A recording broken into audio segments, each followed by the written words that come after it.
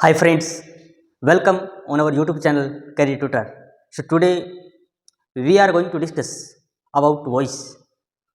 हम आज वॉइस के ऊपर डिस्कस करने जा रहे हैं और ये जो वॉइस जो है ये बच्चों को काफ़ी डिफ़िकल्ट लगता है। बच्चे बोलते हैं कि समझ में नहीं आ रहा सर, हम बार बार प्रैक्टिस करते हैं भूल जाते हैं। मगर आज का जो लेक्चर है, आज हम इस वॉइस को बेसिक से लेकर एडवांस तक करेंगे और इसके न केवल हम वॉइस को करेंगे, हम कुछ टेंसेस को भी डिस्कस करेंगे ताकि हमारे को टेंस भी रिवाइज हो जाए। और ये जो लेक्चर है ये बहुत इंपॉर्टेंट होने वाला है और आपके एग्जाम में जितने भी टाइप के क्वेश्चन पूछे जाते हैं, चाहे आप कोई भी एग्जाम उठा के देख लो, उसमें वॉइस के 3 या 4 क्वेश्चन हमेशा आपको मिलेंगे। कभी वो पूछता है एग्जामिनर कि एक्टिव वॉइस से पैसिव वॉइस में बनाओ और कभी पूछता है कि पैसिव वॉइस से एक्टिव वॉइस में बनाओ। तो बहुत सारे बच्चे कंफ्यूज रहते हैं कि आखिर ये एक्टिव वॉइस और पैसिव वॉइस का फंडा क्या है, चक्कर क्या, हमारे को समझ ही नहीं आ रहा। एग्जामिनर कुछ डाल देता है, हम कुछ पढ़ के जाते हैं और फिर हम लास्ट में वही करते हैं जो मोस्टली बच्चे करते हैं, यानी कि हम तुक्का लगाते हैं और तुक्का कभी तो हमारा लग जाता है, मगर कितनों का लगेगा। हम अंधेरे में तीर चलाएंगे तो शायद 100 में से एक आध लग जाए, तो ऐसे ही हमारे साथ होता है। मगर आज हमारा जो लेक्चर है इसमें हम वॉइस को इतना डिटेल में पढ़ेंगे कि आपको वॉइस में कोई भी दिक्कत नहीं आने देंगे। तो चलिए स्टार्ट करते हैं। सबसे पहले हम ये जो वॉइस है इसका मीनिंग ही समझ लेते हैं कि इस वॉइस का मतलब क्या है। इस वॉइस का मतलब होता है वर्ब। क्या होता है? वर्ब। वॉइस का मतलब ही होता है वर्ब। और आपको पता है कि वॉइस जो वर्ब है ये एक्टिव वॉइस और पैसिव वॉइस हमारे पास 2 टाइप के होते हैं। तो वर्ब का मतलब होता है क्रिया। क्रिया। अब एक्टिव और पैसिव वॉइस में क्या डिफरेंस होता है? ये जो एक्टिव और पैसिव में क्या डिफरेंस होता है? एक्टिव एंड पैसिव, यहाँ पर एक डिफरेंस है जो हम एक एग्जाम्पल के माध्यम से समझेंगे कि ये जो एक्टिव वॉइस और पैसिव वॉइस है, यहाँ पर जो सब्जेक्ट है, ये जो सब्जेक्ट है ये डूअर का काम करेगा, यानी कि ये कर्ता होगा। ये डूअर है यानी कि ये क्या होगा? कर्ता। एक्टिव वॉइस के अंदर जो सब्जेक्ट है वो क्या होगा? डूअर। ये बहुत इंपॉर्टेंट चीज है जो आपको समझने में आनी चाहिए कि सब्जेक्ट जो है एक्टिव वॉइस के अंदर वो डूअर होगा, यानी कि कर्ता होगा। अब यहां पर जो पैसिव वॉइस में जो ऑब्जेक्ट होता है, पैसिव वॉइस का जो ऑब्जेक्ट होता है, जो सेंटेंस के अंदर हमारे पास ऑब्जेक्ट होता है, ये रिसीवर का काम करेगा। बस आपको यही चीजें अगर क्लियर हो जाती हैं तो ये मान लीजिए कि आपको एक्टिव वॉइस और पैसिव वॉइस समझ में बहुत आसानी से आ जाएगा। एक्टिव वॉइस के अंदर जो सब्जेक्ट होता है वो डूअर होता है, यानी कि वो कर्ता होता है। और पैसिव जो होता है, पैसिव वॉइस में जो ऑब्जेक्ट होता है वो रिसीवर होता है। यहां पर ऑब्जेक्ट जो होगा वो रिसीवर का काम करेगा। जैसे they are playing cricket. They are playing cricket. अब मुझे बताइए इसमें सब्जेक्ट क्या है? ये जो दे है ये यहां पर सब्जेक्ट है।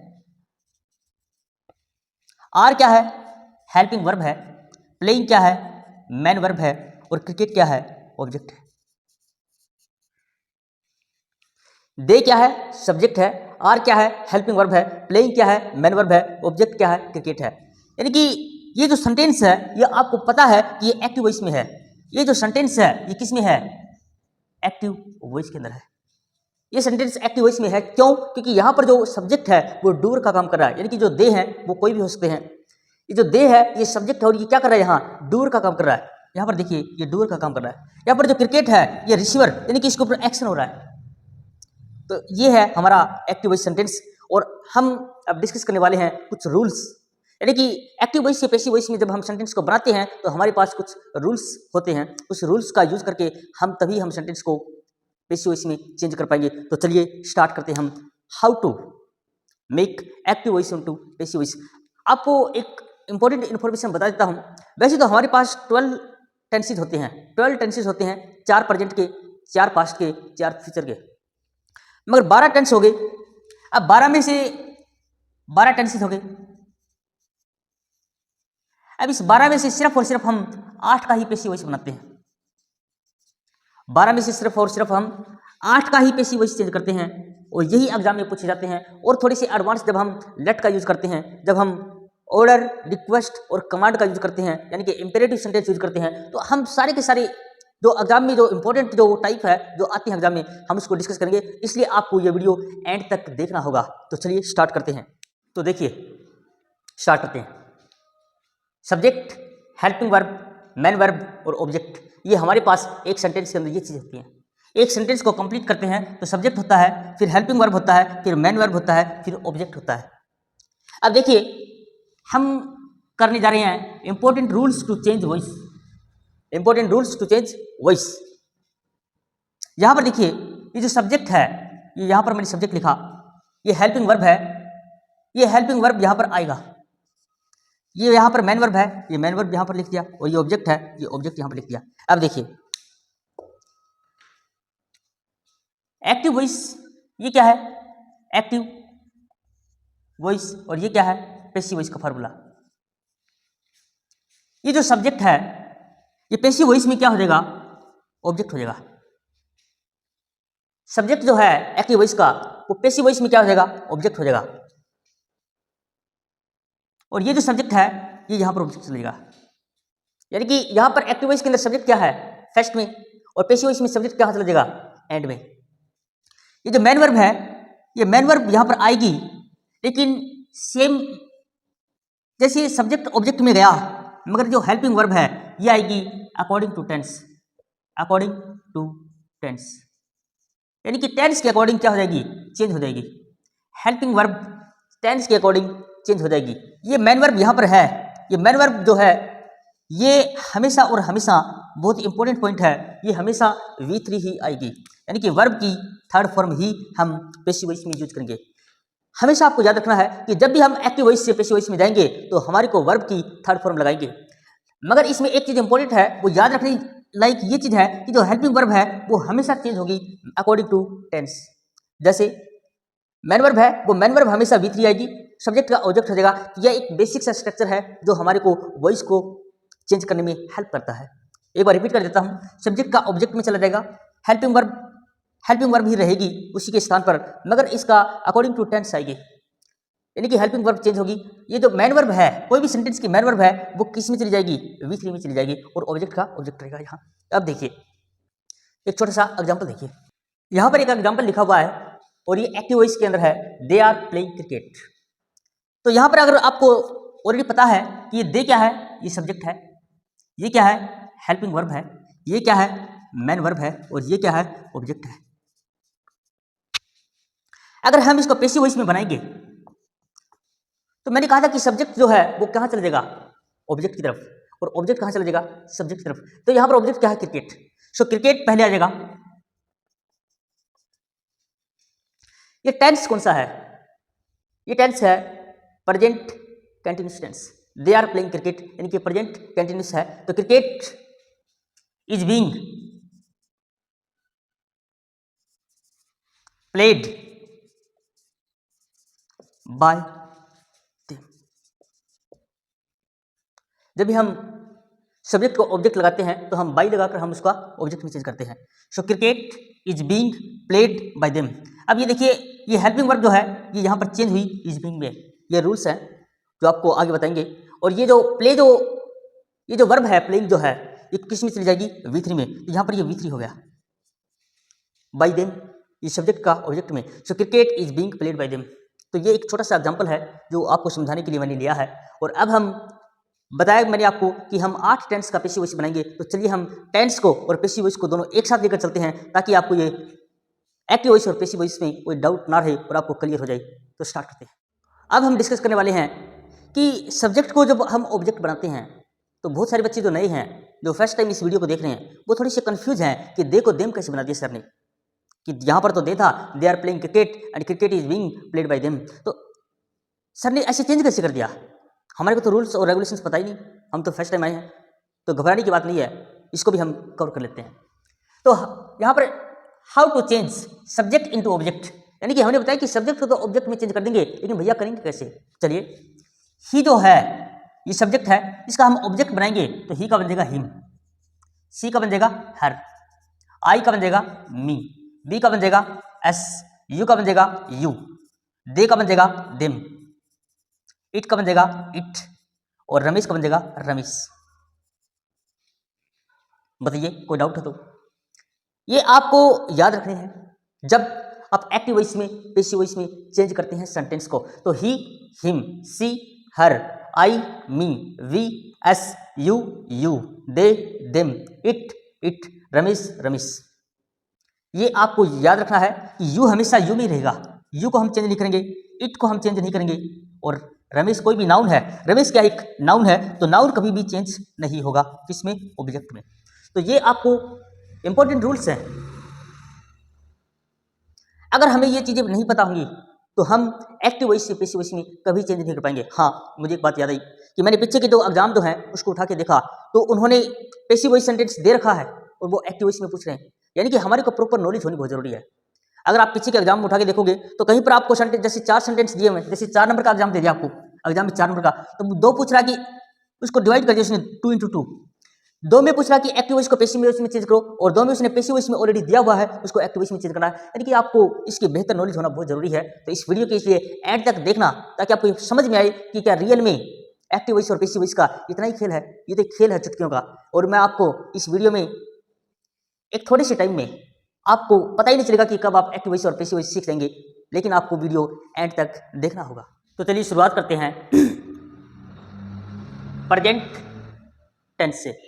हम शुरुआत कर रहे हैं प्रेजेंट टेंस से, और प्रेजेंट टेंस के वैसे तो 4 सब्जेक्ट होते हैं, 4 टेंस होते हैं, मगर 4 पार्ट को इसमें सिर्फ जो पैसिव वॉइस बनता है वो सिर्फ और सिर्फ 3 का बनता है। किसका नहीं बनता? प्रेजेंट इंडेफिनिट का बनता है, प्रेजेंट कंटिन्यूस का बनता है, प्रेजेंट परफेक्ट का बनता है, और फोर्थ जो पार्ट है इसका प्रेजेंट परफेक्ट कंटिन्यूस टेंस, इसका हम पैसिव वॉइस इस्तेमाल नहीं करते और नहीं बनता, बनता भी है तो इसका इस्तेमाल नहीं होता। तो प्रेजेंट परफेक्ट कंटिन्यूस टेंस का पैसिव वॉइस नहीं बनाते हम। अब देखिए, जो प्रेजेंट इंडेफिनिट टेंस है इसके अंदर अगर आपको पता हो, याद हो, तो हम वर्ब के फर्स्ट फॉर्म जो यूज करते हैं और उसके साथ में या फिर हम एस या ईएस यूज करते हैं। प्रेजेंट इंडेफिनिट टेंस के अंदर हम वर्ब के फर्स्ट फॉर्म यूज करते हैं और एस या ईएस का यूज करते हैं। मगर ये हम किसकी बात कर रहे हैं? ये करें हम एक्टिव वॉइस की बात। यहाँ पर मैंने लिखा हुआ कि वर्ब, जो वर्ब है मैंने राइट लिया है का एग्जांपल देकर समझा रहा हूँ कि एक्टिव वॉइस में टेंस को चेंज कैसे करते हैं। बाद में हम कुछ एग्जांपल के साथ में समझेंगे। अभी आपको सिर्फ ये देखना है कि कौन सी टेंस में कौन सी हेल्पिंग वर्ब लगती है, कौन से टेंस में कौन सी हेल्पिंग वर्ब लगती है। अगर आपको पता भी है तो कोई बात नहीं, आपको रिपीट हो जाएगा। तो प्रेजेंट इंडेफिनिट टेंस में एस या ईएस लगती है वर्ब के साथ में, या फिर वर्ब की मेन वर्ब लगती है फर्स्ट फॉर्म, तो राइट और राइट्स। जब हम प्रेजेंट इंडेफिनिट टेंस को पैसिव वॉइस में लाएंगे, ये बन जाएगा इज रिटन, एम रिटन और आर रिटन। यानी कि यहाँ पर डू और डज जो हेल्पिंग वर्ब होती है प्रेजेंट इंडेफिनिट टेंस के अंदर, डू और डज हेल्पिंग वर्ब होती है जब हम उसका नेगेटिव बनाते हैं या इंटरोगेटिव सेंटेंस बनाते हैं। तो यहाँ पर डू और डज जो है ये चेंज हो जाएगा इज में, एम में और आर में। यानी कि डू डज किस में चलेगा? Is, am, are. तो ये याद रखना है, जब आपको प्रेजेंट इंडेफिनिट टेंस है उसका जब आप पैसिव वॉइस बनाएंगे तो इज रिटन, एम रिटन और आर रिटन। आप थोड़ी सी कंफ्यूज ना हो जाएं, इसलिए मैंने एक ही वर्ब को सारी टेंस के अंदर इस्तेमाल करूंगा, तो ताकि आपको ये समझ में आए, आपको वर्ब का माइंड में बार बार आपको डिस्टर्ब ना हो कि वर्ब अभी सर ने चेंज कर दी है, तो हम एक ही वर्ब को लेकर चल रहे हैं ताकि आपको समझने में आसानी हो। नेक्स्ट है प्रेजेंट कंटिन्यूअस टेंस। ये आपको सभी को पता है कि इज राइटिंग, एम राइटिंग और आर राइटिंग। जो इज, एम, आर है वो अकॉर्डिंग टू सब्जेक्ट चेंज होता है। इज सिंगुलर सब्जेक्ट के साथ में, एक वचन कर्ता के साथ में, एम आई के साथ में फिक्स है, आर बहुवचन कर्ता यानी कि प्लूरल सब्जेक्ट के साथ में आता है। जो यहाँ पर इज राइटिंग आएगा वो क्या बन जाएगा? Is being written, am being written, are being written. So is being written, am being written और आर बीइंग रिटन, ये आपको याद रखना है। अब हम बात कर लेते हैं प्रेजेंट परफेक्ट टेंस की। प्रेजेंट परफेक्ट टेंस के अंदर हैज और हैव हेल्पिंग वर्ब होती हैं, और ये जो वर्ब है ये वर्ब की थर्ड फॉर्म आएगी। सो हैज रिटन और हैव रिटन ये बन जाएगा। अब हम इसको पैसिव वॉइस में लेके जाएंगे, किसको? प्रेजेंट परफेक्ट को। ये बन जाएगा हैज बीन रिटन और हैव बीन रिटन। और यहाँ पर जो प्रेजेंट परफेक्ट कंटिन्यूअस टेंस है इसका हम पैसिव वॉइस नहीं बनाते। तो यहाँ प्रेजेंट कंटिन्यूअस टेंस का अगर आपको कोई डाउट है तो आप मुझे कमेंट सेक्शन में डाल सकते हैं और पूछ सकते हैं। तो यहाँ पर हमने प्रेजेंट इंडेफिनिट टेंस के कुछ रूल्स हैं कि हेल्पिंग वर्ब को कैसे चेंज करते हैं। मैंने बताया था कि हेल्पिंग वर्ब चेंज होता है पैसिव वॉइस में according to tense, according to tense. यानी कि आपको शुरुआत में अगर आप देखोगे उसको, पूरी वीडियो को आप 2 बार देखना ताकि आपको समझ में आए कि एक ही वीडियो में आपको सारी की सारी कंसेप्ट बता रहा हूँ, इसलिए वीडियो थोड़ा सा लंबा बनेगा, मगर आपको कुछ दे के जाऊंगा एंड में। आपका एग्जाम में ऐसा कोई डाउट छोड़ूंगा ही नहीं जिससे आपको एग्जाम में आपको कहीं प्रॉब्लम फेस करनी पड़े। तो देखिए, नेक्स्ट हम स्टार्ट करते हैं पास्ट टेंस से। अब हम डिस्कस करने वाले हैं कि पास्ट जो टेंस है उसका एक्टिव वॉइस से पैसिव वॉइस में कैसे बनाते हैं। तो वर्ब मैंने बताया कि हम राइट को ही लेके चल रहे हैं। पास्ट इंडेफिनिट टेंस के अंदर अगर हम एक्टिव वॉइस में देखते हैं तो हमारे पास वर्ब की हम सेकंड फॉर्म लगाते हैं, तो राइट का क्या बनेगा? रोट, यानी कि राइट, रोट, रिटन। अगर हम इसका नेगेटिव बनाते हैं या हम इसका इंटरोगेटिव बनाते हैं, so did plus first form, ये राइट क्या है?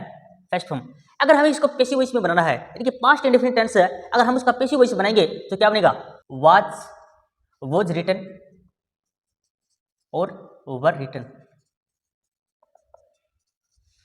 यानी कि जो हमारी जो हेल्पिंग वर्ब क्या थी, जो डिड हेल्पिंग वर्ब है, ये किस में चेंज हो जाएगा?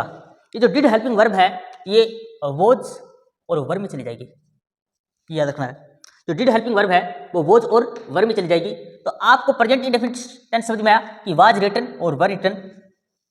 अब ये वाज और वर कब आएगा? आपको पता ऑलरेडी, मैं बता चुका हूं कि अकॉर्डिंग टू सब्जेक्ट चेंज होगा। सब्जेक्ट एक वचन है तो वाज आ जाएगा, सब्जेक्ट बहुवचन है तो वर आ जाएगा। अब देखिए past continuous tense, past continuous tense के अंदर क्या आएगा? वाज राइटिंग, वर राइटिंग, और पास्ट परफेक्ट के अंदर हैड रिटन।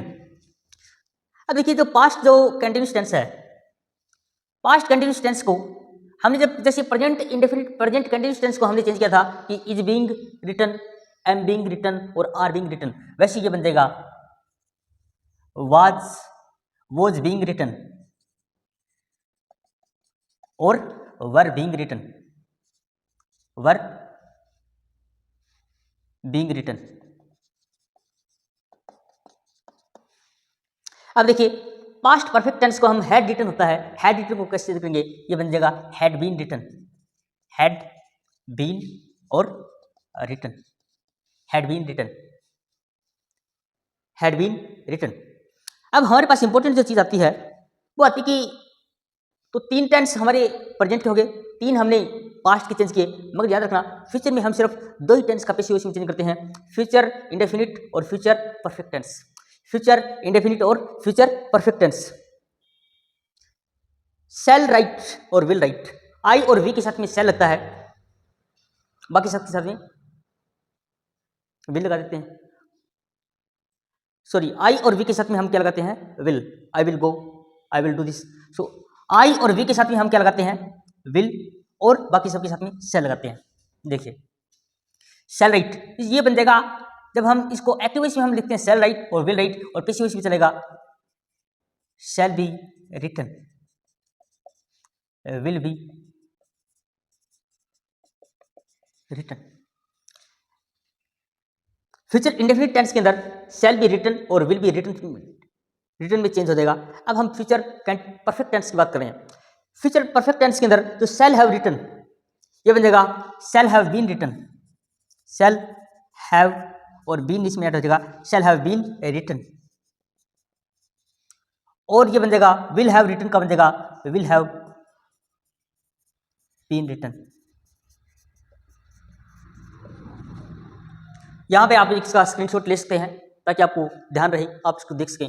तो ये हमारे पास 8 टेंस का हमने एक्टिव वॉइस से पैसिव वॉइस में कैसे चेंज करेंगे, वर्ब कैसे चेंज होता है। यानी कि वर्ब तो देखिए सेम है कि रिटन रिटन रिटन, यानी कि राइट का आपको जब भी आप किसी भी टेंस का पैसिव वॉइस चेंज करते हैं तो हमारे को पैसिव वॉइस में वर्ब की थर्ड फॉर्म चाहिए, हमारे को वर्ब की कौन सी चाहिए? Third form. और थर्ड फॉर्म के लिए हमारे को वर्ब की फॉर्म याद रखना बहुत जरूरी है। अगर हमें वर्ब की थर्ड फॉर्म पता ही नहीं होगी तो हम इसको चेंज कैसे करेंगे? इसलिए मैं चाहता हूं कि आप एक बार वर्ब को ध्यान से पढ़ें, क्योंकि एग्जामिनर जो है वो कोई भी वर्ब उठा के दे देगा, कोई भी वर्ब दे सकता है, हमें नहीं पता वो क्या देगा। हमें सिर्फ और सिर्फ इनके रूल्स को याद रखना है।